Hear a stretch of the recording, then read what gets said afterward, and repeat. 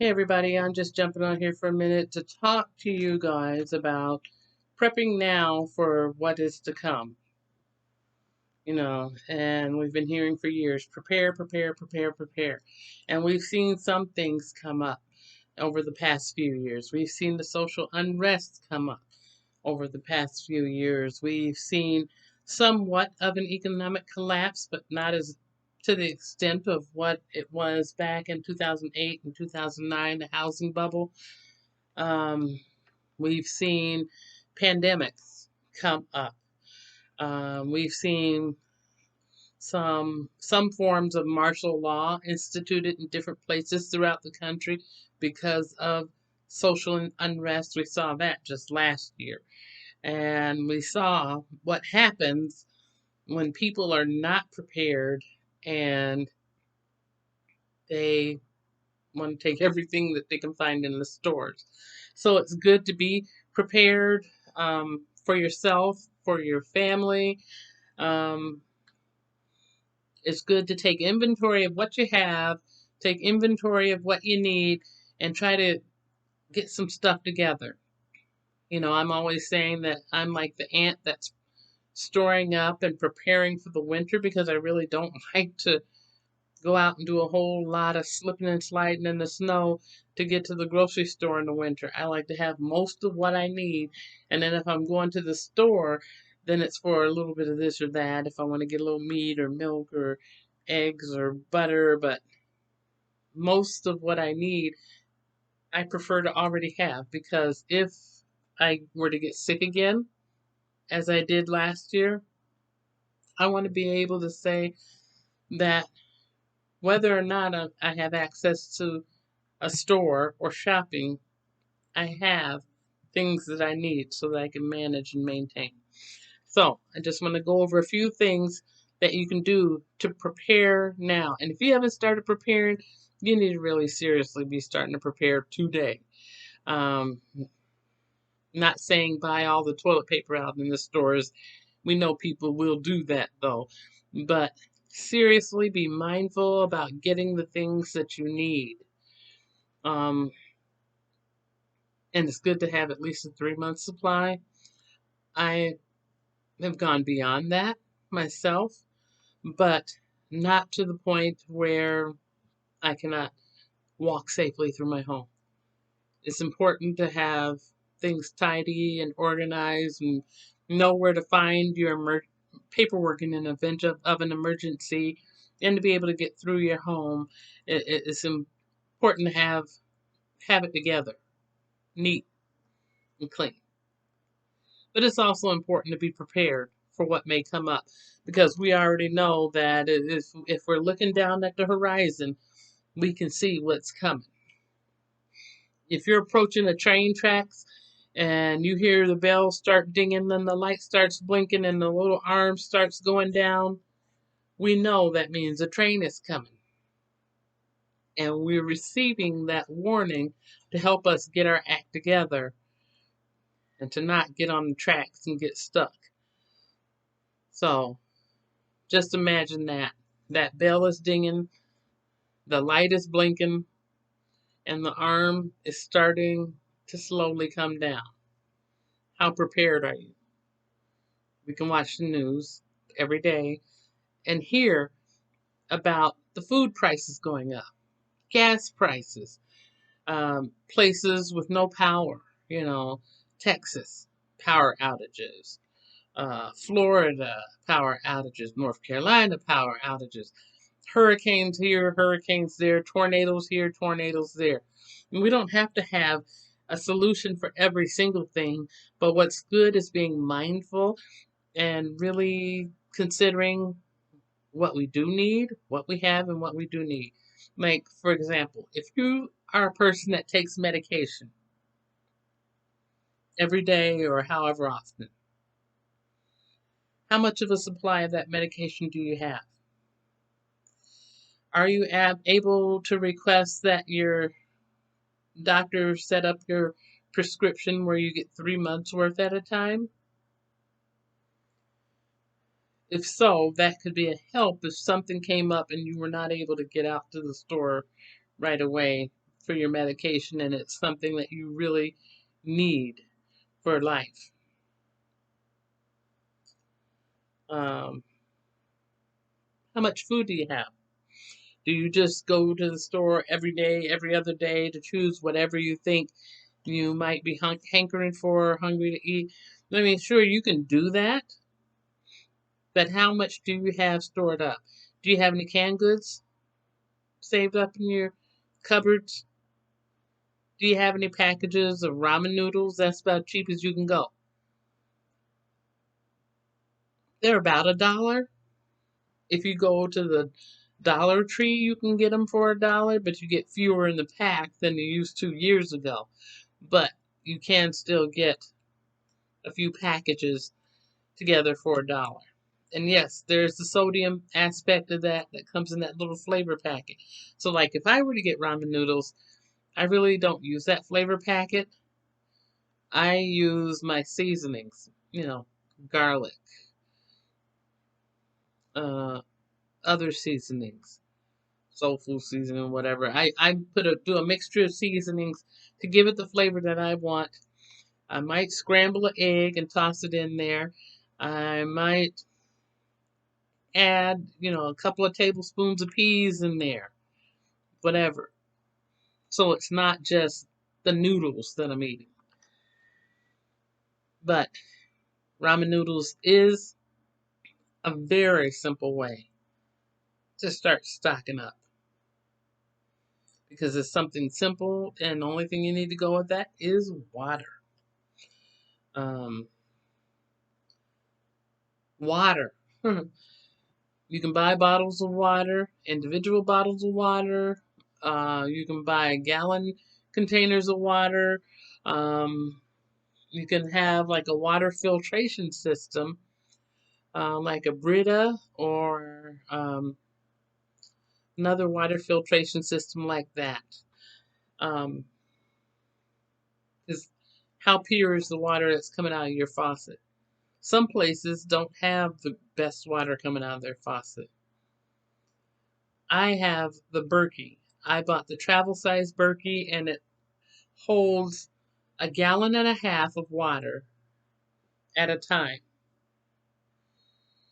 So put my water in the top, let it filter through, and then I fill all my individual water bottles, stick them in the refrigerator. Fill a couple of gallon sized jugs, stick them in the refrigerator. And then I put more water in that big in that travel Berkey and let it fill up so that if something were to happen, there would be some water available. Food. Getting back to the food. Like I mentioned, canned goods. You can get canned fruits and vegetables. You can get that kind of stuff if you have a free store or food shelves in your neighborhood. There's lots of churches and community organizations that have food shelves. There are even some clothing closets and thrift stores that sometimes have food shelves attached to them or food giveaways that they do. And some grocery stores, a variety of branches of grocery stores that are all across the nation, will remove food when it gets close to that expiration date, which is what I was talking about the other day with the kale that I got, the massive amount of kale that I got. They'll remove that food and they'll put the new food out there with the extended expiration date, and they'll take that other stuff and they'll either give it to a thrift store or set it out somewhere where it's free for people to just take or or whatever. It's an opportunity to get something either free or at a cheaper price. Some stores will check on how close you are to that expiration date, and if you're like within the 7 days before the expiration date, they'll cut the price down in half in hopes that someone will come and purchase it for that cheaper price and just take it home and cook it. You have to kind of look and see what deals there are and why something is on sale Check the product. Does it look funny? Is the coloring kind of off?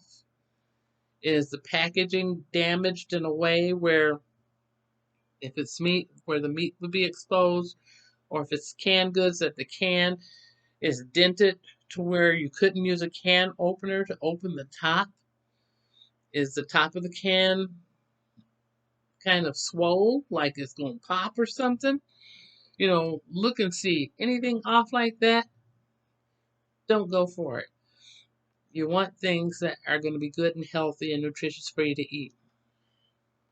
There was a day when you could go to a butcher, um, at the butcher part of the rest of the grocery stores, and ask for some bones. The bones that they usually set aside for people that they want to give to their dogs. They used to give them away free. I'm sure they charge something now, but they used to give them away free. But you can get those meaty bones at a very low cost. Take them home, freeze them, use one at a time to toss in with those dry soup beans, and it will give you your soup flavor off that little bit of meat that's still left on that bone and the marrow that's in the center. It will help create a broth, and it'll give that soup some flavor. Are you prepared if the power goes out? If the lights were to go out on you today, what would you do? Do you have flashlights with working batteries? Or do you have one of those hand crank flashlights that you don't even need batteries? You just crank it, and the light works and it has the weather radio. Do you have one of those? Or do you have small power generator or power pack, the indoor kind that doesn't make a lot of noise? So if there was some civil unrest, you're not going outside starting up the gas one that makes lots and lots of noise so that the whole neighborhood knows that you have power, and may want to come knocking at your door. The small one, like I showed with the Dr. Prepare, the little box that you can plug things in. It has a light made onto it.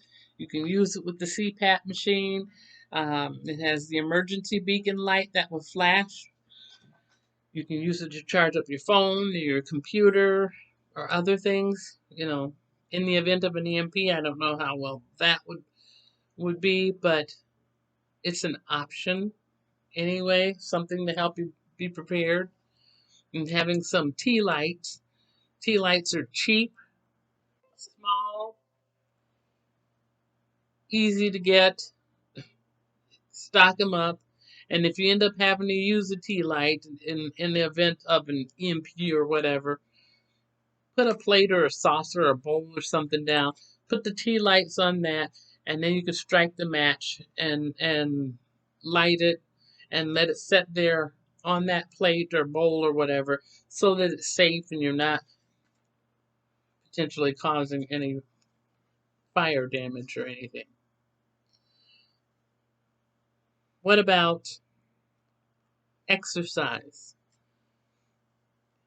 In the event of a major crisis and someone came to your door and said, "Look, there's a riot or whatever going on down the street.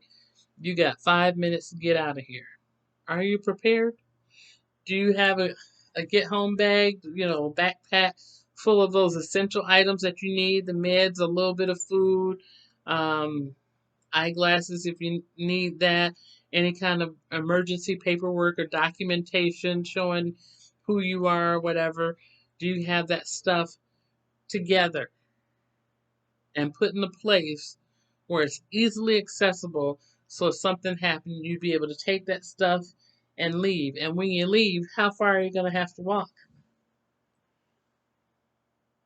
None of us knows how far anyone may have to walk. There's no guarantee that people that have cars are going to be able to drive their cars. It's good to start getting out now and walking every day. Get some exercise going. Get the blood flowing and the oxygen working in your body. If you want to start off in your home, cool, you can do that too. But it's good to start preparing yourself for that. I remember there was a time when I couldn't walk from here to the corner without being out of breath. But I worked on it. And once you start working on it, you can't just do it one day and say, that's it, I'm done. No, you have to keep working on it. Try to work on it every day or a couple of days, and at least every other day. Build up your strength, and as you do that, you'll find that you'll be able to go further and further and further. That's going to be important, because if you end up having to leave on foot because of whatever barriers out in the street or whatever your expectations were, if things aren't going the way that you expect, instead of going left, you might have to go right. And sometimes that means doing a lot of walking. So that's just something to really consider. And as you know, I've been dehydrating food. I am the ant that prepares for the winter, and for whatever's coming up. And because of the situation with the economy and the food prices going up and everything, you better believe I'm gonna at least have lots of fruits and vegetables dehydrated. If you don't have a dehydrator or not into doing that, there are organizations like Provident Pantry and Mountain House, um, Emergency Essentials, and lots of different organizations that will freeze dry food and can send it to you, but it's going to be at a cost that you may find is a little more spendy than just getting the fruit and dehydrating it yourself on the food dehydrator, or the vegetables and doing it on the food dehydrator, or doing it in your oven even.